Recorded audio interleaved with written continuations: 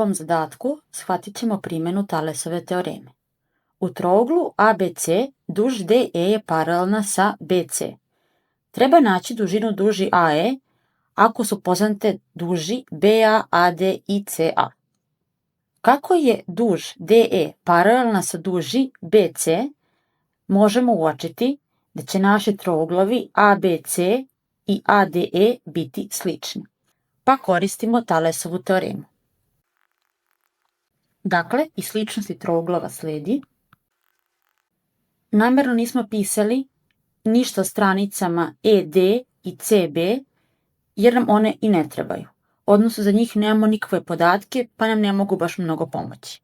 Menjamo poznate vrednosti.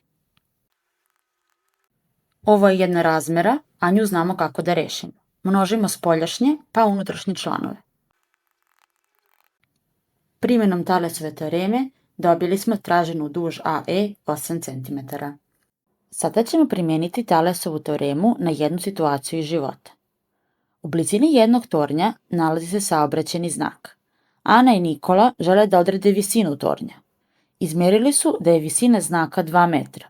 Zatim su istovremeno izmerili dužine senki tornja i znaka. Nikola je izmerio da je dužina senke saobraćajnog znaka 0,5 metara, a Ana da je dužina senke tornja 3 metra. Kolika je visina tornja? U ovakvim tipovima zadataka najlakše je najprije nacrtati sliku. Zamislimo da duž AB predstavlja toranj. Označit ćemo je kasnije sa AB. A njoj paralelna duž označava znak koji je dosta manji od tornja. I toranj i znak bacaju senku, pa ćemo i nju nacrtati. Odavde kreće senka tornja, a odavde senka znaka. Pa na kraju sve to povežemo. Produžimo linije tako da dobijemo dva slična trougla. Dakle, toranj označimo sa AB, kraj senke tornja sa C i znak neka bude duž DE. Na ovaj način dobili smo dva slična trougla ABC i DCE. Ispišimo sve poznate podatke. Zadatak traži da izračunamo dužinu visine tornja, odnosno duž AB. Gledamo naše trouglove i vidimo koji deo trougla znamo, odnosno koje stranice znamo.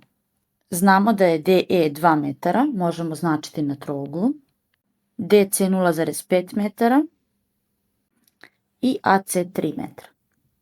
Dakle, koristit ćemo DC, AC, DE i našu traženu stranicu AB.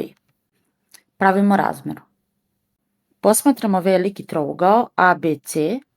AB se odnosi sa DE sa malim trouglom DCE kao AC naprema DC. I time smo pokrili i veliki i mali trougao, odnosno sve naše poznate stranice. Zamenimo poznate vrednosti. Množimo spoljašnje pa unutrašnje članove. Time smo dobili da je visina tornja 12 metara.